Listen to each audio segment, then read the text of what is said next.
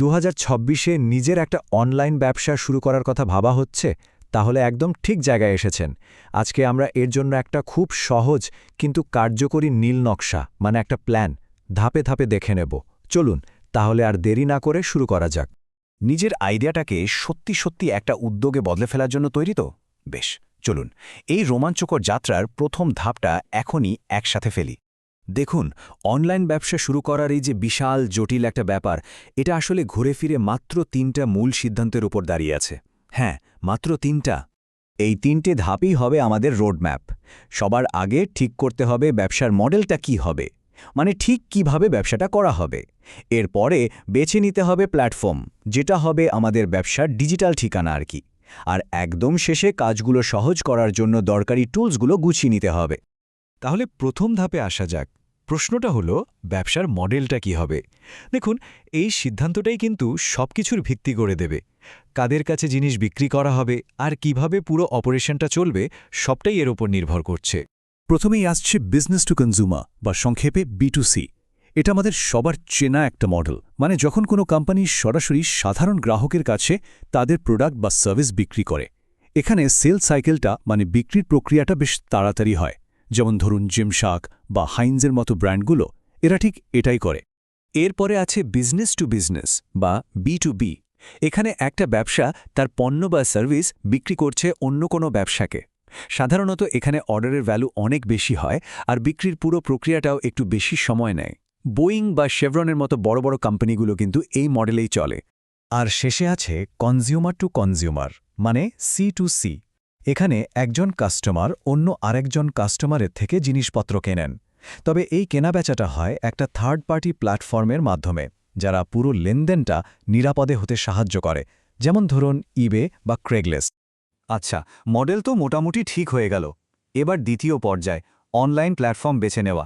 এটাকে ব্যবসার ডিজিটাল হেডকোয়ার্টারও বলা যেতে পারে। এটাই সেই জায়গা যেখানে কাস্টমাররা আসবে। 40 লাখের বেশি, ভাবা যায় সারা দুনিয়ায় 40 লাখেরও বেশি স্টোর শপিফাই দিয়ে তৈরি। মানে একদম একা শুরু করা কোনো উদ্যোক্তা থেকে শুরু করে বিশাল বড় ব্র্যান্ড পর্যন্ত সবাই এর উপর ভরসা করে। এই সংখ্যাটাই আসলে বলে দেয় এটা কতটা জনপ্রিয় আর শক্তিশালী। এই দুটো বড় প্ল্যাটফর্মের ফিলসফি বা দর্শন কিন্তু একদম আলাদা। শপিফাইয়ের মূল মন্ত্রটাই হলো বিক্রেতারা শুধু বিক্রিতে ফোকাস করবে, টেকনোলজির ঝামেলা নিয়ে মাথা ঘামাবে না। অন্যদিকে WooCommerce হলো তাদের জন্য সেরা, যাদের ব্যবসাটা কন্টেন্টের উপর নির্ভর করে চলে আর যেখানে SEO মানে গুগল সার্চে উপরে থাকাটা একটা বড় প্রতিযোগিতামূলক সুবিধা। তাহলে প্রশ্ন হলো, এই দুই দর্শনের মধ্যে কোনটা একটা ব্যবসার জন্য ঠিক হবে? চলুন একটা সরাসরি তুলনা করা যাক। কিছু খুব জরুরি বিষয়ের উপর ভিত্তি করে এদের পাশাপাশি রেখে দেখলে সিদ্ধান্ত নেওয়াটা অনেক সহজ হয়ে যাবে। আচ্ছা, টেবিলটা একটু ভালো করে দেখা যাক। সেটআপ করার সুবিধার দিক থেকে শপিফাই কিন্তু একদম 5-এ 5। অন্যদিকে SEO মানে সার্চ ইঞ্জিনে খুঁজে পাওয়ার ক্ষমতা আর ট্রানজ্যাকশন ফিস কমানোর দিক থেকে WooCommerce অনেক এগিয়ে। আবার ব্যবসা যখন অনেক বড় হয়ে যায়, তখন শপিফাই দারুণ নির্ভরযোগ্য পারফরম্যান্স দেয়, যেখানে WooCommerce একটু পিছিয়ে পড়তে পারে।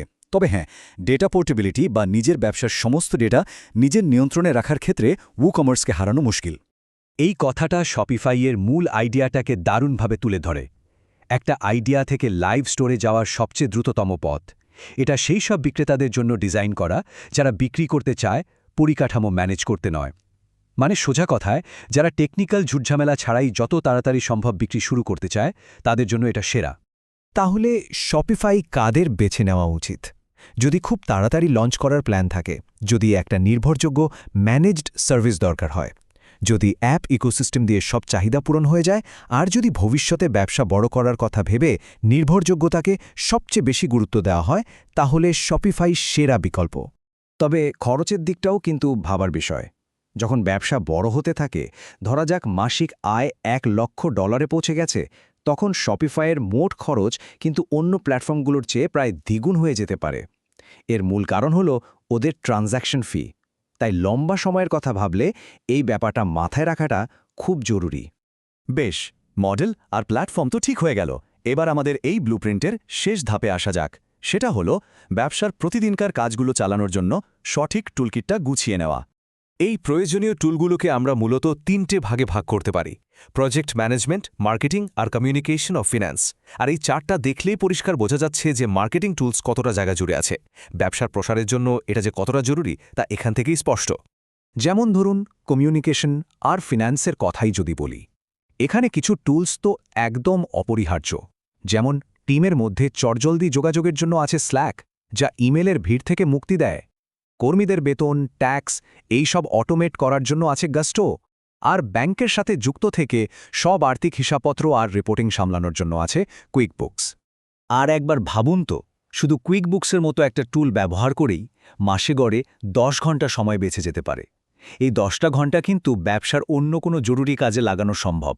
তবে আমাদের এই পুরো নীলনকশার একদম শেষ এবং সম্ভবত সবচেয়ে গুরুত্বপূর্ণ অংশটা কিন্তু কোনো টুল নয়, এটা হলো একটা মানসিকতা বা একটা দৃষ্টিভঙ্গি।